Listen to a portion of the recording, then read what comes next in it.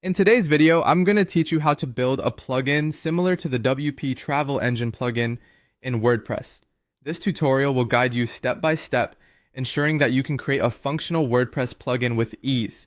Whether you're a seasoned WordPress user or just getting started, this process will be straightforward and insightful. First, let's navigate to your WordPress root directory. You'll want to head over to WP content and then into the plugins folder.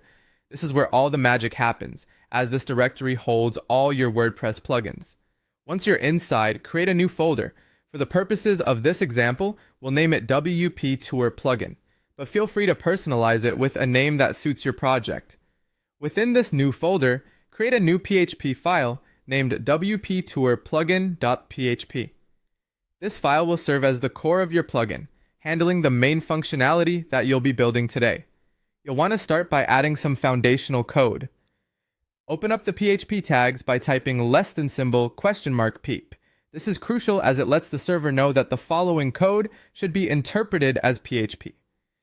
Now, one of the fundamental steps is to register a custom post type for tours.